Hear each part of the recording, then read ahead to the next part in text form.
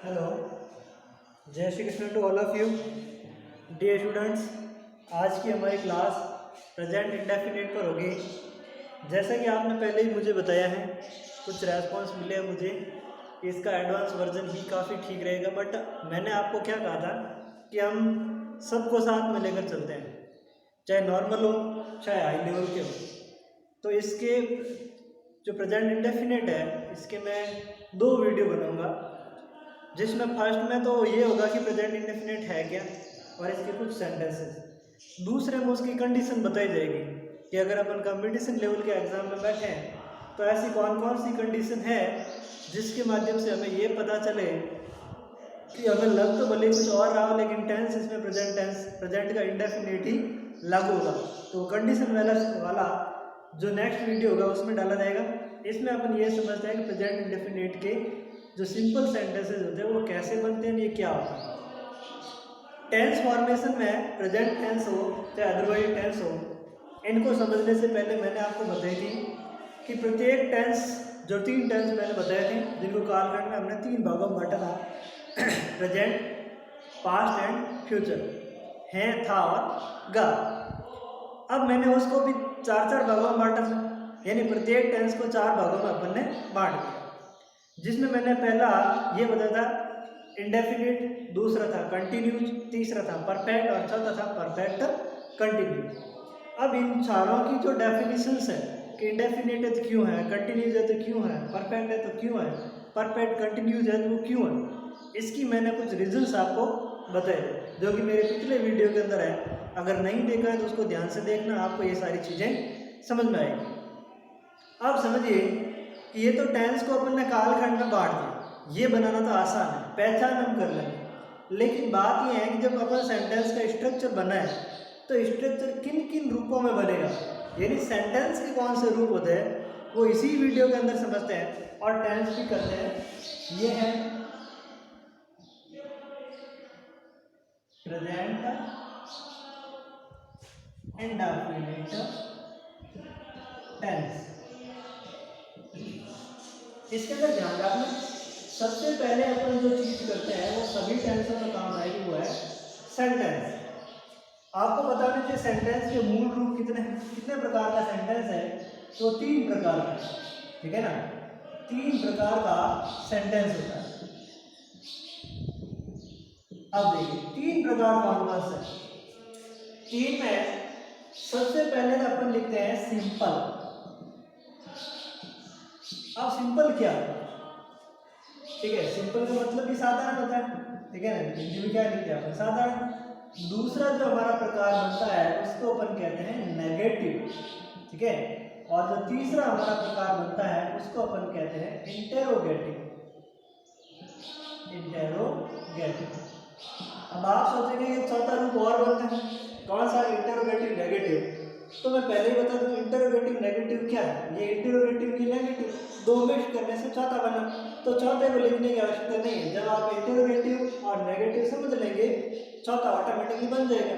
इसके अलावा और जैसे ग्रामर के अंदर बोर्ड डालते हैं, कम से कम 10 प्रकार के सेंटेंस बांट लेते हैं एक्सक्लेमेटरी वगैरह वगैरह करके, लेकिन अपन को इतने में कंफ्यूज होने की आवश्यकता नहीं है। ये क्या चीज़ होती है ये अपन जानते हैं, और नहीं भी जानते हैं तो नेक्स्ट वीडियो के अंदर आपको इन सारी चीज़ों के बारे में बताया जाएगा। अब देखिए नेगेटिव का मतलब भी क्या होता है, नकारात्मक, और ये क्या होता है, प्रश्नवाचक। अब सुनिए, प्रश्नवाचक है जिसमें क्या होता है, पूछने का भाव, ठीक है, और नकारात्मक है जिसमें क्या होता है, मना करने का भाव, और साधारण है जिसमें कोई बात होती नहीं, सिंपल सी बात होती है, ठीक है ना। अब बात होती है तो बात ये है कि इन चारों के फॉर्मूले, इन चारों के क्या, सॉरी इन तीनों के फॉर्मूले क्या है, तो इनके फॉर्मूले हमें याद होना चाहिए कि हम किन स्ट्रक्चर के माध्यम से अपन बनाएंगे। फॉर्मूला होगा तभी हम किसी भी सेंटेंस का एक स्ट्रक्चर बना पाएंगे, एक बनावट, एक ढांचा बना पाएंगे कि हमें बनाना क्या है और शुरुआत कहाँ से करनी है, एंड कहाँ से करनी है। देखिए फॉर्मूला जो है, सबसे पहले अगर सिंपल की बात आती है तो इसका फॉर्मूला है सम, और बात अगर इस नेगेटिव की आती है तो उसका फॉर्मूला है सनमो, ठीक है, और बात अगर इंटेरोगेटिव की आती है तो वैसे तो इसके 2 फॉर्मूले हैं, बट हमें एक फॉर्मूला जो सिंपल है वो याद रखना है, एचवी सब्जेक्ट और एमवी। ठीक है ना। HSM का फॉर्मूला HV सब्जेक्ट और MV। वैसे इसके दो फॉर्मूले ध्यान रखना, ये तो इसका पहला फॉर्मूला है और दूसरा जो है वो WH क्वालिटी। ठीक है, पहला क्या आएगा WH क्वालिटी, ठीक है, और उसके बाद में आएगा इसका वही कौन सा WH क्वालिटी प्लस HSM, ये इसका फॉर्मूला। अब देखिए ये समूह HSM और WH क्वालिटी प्लस HSM ये होते क्या है। तो अगर मैं इसको बांटूं तो समूह का मतलब सब्जेक्ट हो गया S से, ठीक है, प्लस H से हो गया HV यानी कि हेल्पिंग वर्ब, और M से हो गया MV मतलब मैन वर्ब, और अंत में बात आती है ऑब्जेक्ट की। तो ऑब्जेक्ट क्या होता है आप अच्छी तरीके से जानते हैं, ठीक है, क्योंकि मैंने पहले जब प्रोनाउन इंडेक्स क्लियर करवाई थी तो ये चीज़ों के बारे में मैंने आपको बताया था। बात अगर समूह की आती है तो समूह का मतलब सब्जेक्ट, पहली बात तो ये, ठीक है ना, और उसके बाद में आएगी HV, ठीक है, और तीसरे नंबर पर क्या आएगा, तीसरे नंबर पर आएगा नॉट, ठीक है, और फिर क्या है, फिर वही चीज है MV प्लस ऑब्जेक्ट, ये बन गया अपना दूसरा फॉर्मूला। बात आती है इंटरोगेटिव की, तो इंटरोगेटिव के अंदर क्या है, इंटरोगेटिव में सबसे पहले आएगी HV, उसके बाद में आएगा सब्जेक्ट और उसके बाद में आएगा ऑब्जेक्ट, ये MV और MV के बाद आएगा ऑब्जेक्ट, ठीक है ना। तो MV प्लस ऑब्जेक्ट है, तो ये इसके तीन फॉर्मूला है जो आपको विशेष रूप से याद रहने चाहिए, ठीक है ना। अगर ये तीन फॉर्मूले आपने क्लियर किए, बहुत ही कम है, साधारण सा है, समूह एंड HSM, ठीक है ना। अगर तीन फॉर्मूले आपने क्लियर किए हैं, अच्छी तरीके से क्लियर किए हैं, तो आप इंटेंस के फॉर्मेशन के जितने भी वाक्य हैं उनको आसानी से क्लियर करने में आसानी रहेगी आपके लिए, ठीक है ना। आप सुनिए, इन चीज़ों को लिख लेना, क्योंकि सबसे ज़्यादा इंपॉर्टेंट यही चीज़ें होती है। आप सुनिए, जब अपन प्रेजेंट के इंडेफिनिट करते हैं, ठीक है ना, तो जैसा कि मैंने बताया आपको सेंटेंस की तीन रूप। अब बात जब तीन रूपों की आती है तो इसमें दो चीज हमारे सामने एक और आ जाती है, वो आती है कि सब्जेक्ट के क्या रूप है, ठीक है ना, क्या आती है सब्जेक्ट का रूप। किसमें है प्रेजेंट इंडेफिनिट में अपन समझ रहे हैं कि सब्जेक्ट का खुद का क्या रूप है, ठीक है ना। तो सब्जेक्ट भी दो तरह का, एक तो होगा सिंगुलर सब्जेक्ट, ठीक है, और दूसरा होगा प्लूरल सब्जेक्ट। ये दोनों रूप हमारे को बिल्कुल से अच्छी तरीके से पता होना चाहिए, सिंगुलर क्या है और प्लूरल क्या है। तो ध्यान से देखिए, सिंगुलर सब्जेक्ट क्या है, सिंगुलर का मतलब भी क्या होता है, एक वचन करता, ठीक है ना, एक वचन करता, और इसका क्या हो जाएगा, इसका हो जाएगा बहुवचन करता, ठीक है ना। ये दोनों चीजें हमें पता होनी चाहिए, कौन सा एक वचन करता है, कौन सा बहुवचन करता है। तो एक वचन करता कौन सा, एक वचन करते में देखिए, सबसे पहले अगर बात प्रोनाउन की करें तो थर्ड पर्सन का सिंगुलर he she और it, जो कि प्रोनाउन इंडेक्स बनाते समय मैंने आपको बताई थी, ठीक है ना। तो he she it मतलब ये हो गए तीन हमारे पास में इसके कर्ता के रूप, ठीक है। अब उसके बाद में कोई भी एक नाम, कोई भी नाम, ठीक है, ये हो गया कोई भी नाम। कोई भी नाम मतलब किसी व्यक्ति का, सिंगल पर्सन है तो उसका अपन क्या करेंगे, सिंगुलर सब्जेक्ट में मानेंगे, जैसे मोर सोन घनश्याम वगैरह वगैरह जो भी होता है, ओके।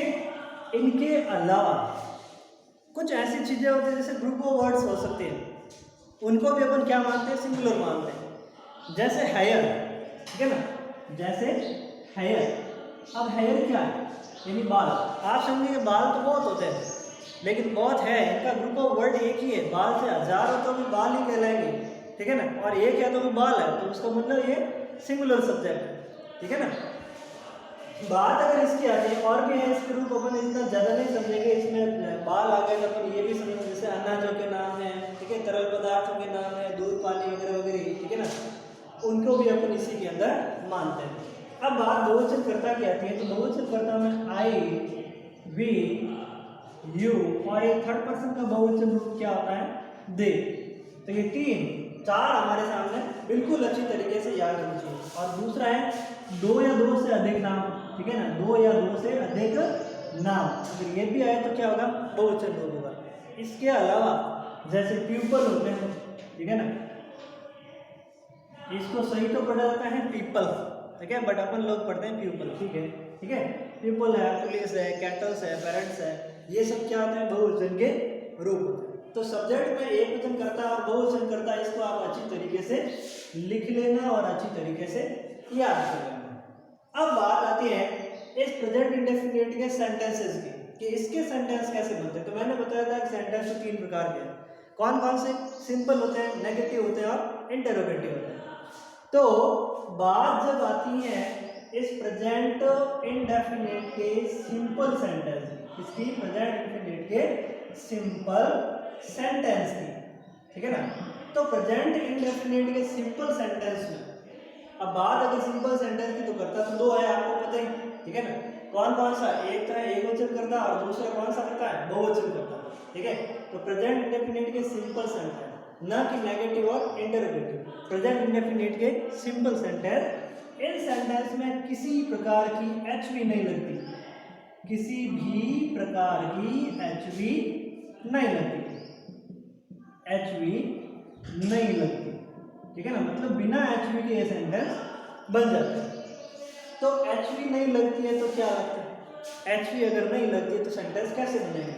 तो एचवी नहीं लगती है तो अपन कैसे बनाएंगे? जैसे सिंगुलर सब्जेक्ट होता है, ऐसे इसको आप लिख लेना सिंगुलर सब्जेक्ट, यानी प्रेजेंट इंडेफिनिट का सिंपल सेंटेंस है और उसका कर्ता कैसा बन रहा है? सिंगुलर सब्जेक्ट है। सब्जेक्ट कैसा है? सिंगुलर, ठीक है ना।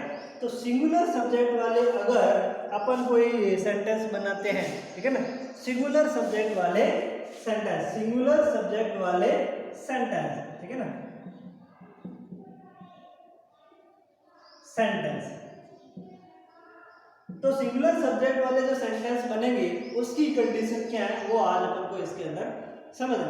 तो ध्यान से रखना कि अगर हमारा कर्ता, अगर कर्ता एक वचन है, चलो इसको हिंदी में लिखता हूं, अगर कर्ता एक वचन करता है, ठीक है ना, तो उसकी एमवी में, तो उसकी एमवी जिसमें अपन क्या करते हैं? जिसमें अपन एस या ईएस जोड़ते हैं, एस या ईएस जोड़कर बहुवचन बनाते हैं, ठीक है ना, एस या ईएस जोड़कर बहुवचन बनाते हैं। ध्यान से देखना, अगर कर्ता हमारा एक वचन है तो उसकी जो एमवी है उसमें अपन एस और ईएस जोड़कर उसको क्या बना देंगे? बहुवचन। ध्यान रखना, कर्ता एक वचन है तो एमवी क्या बनाएंगे? बहुवचन। समझ गए बात को? कर्ता अगर एक वचन है तो एमवी क्या बनाएंगे? बहुवचन। ठीक उसका उल्टा रूप कौन सा बनेगा? वो बनेगा उसका अगर प्लूरल सब्जेक्ट हुआ तो। सेंटेंस किसके बन रहे हैं? सेंटेंस तो बन रहे हैं सिंपल, और सेंटेंस सिंपल के अंदर कौन से है? सिंगुलर सब्जेक्ट वाले, यानी कि इस प्रकार वाला अगर कोई सेंटेंस बनता है तो उसमें अगर कर्ता एक वचन है तो एमवी क्या होगी? बहुवचन। और बात अगर इस प्रकार वाले की, यानी प्लूरल सब्जेक्ट हुआ तो क्या होगा? तो कंडीशन नंबर 2 अलग होगी। और दूसरी कौन सी है कि अगर कर्ता हमारा क्या है? कर्ता अगर हमारा बहुवचन है, कर्ता अगर बहुवचन है तो एमवी कैसी होगी? एमवी भी हमारी क्या होगी? एमवी हमारी एक वचन होगी, ठीक है, एमवी एक वचन होगी। बस ये 2 कंडीशन ध्यान रखना। कर्ता एक वचन है तो एमवी बहुवचन लगा लेंगे, कर्ता बहुवचन है तो एमवी को एक वचन ही रहने देंगे। ये प्रेजेंट इंडेफिनिट के सिंपल सेंटेंस के रूल, ठीक है। अब देखिए, अगर मैं इसको एग्जांपल में लूं, अगर मैं इसको एग्जांपल में लूं तो बड़ा ही आसान होगा।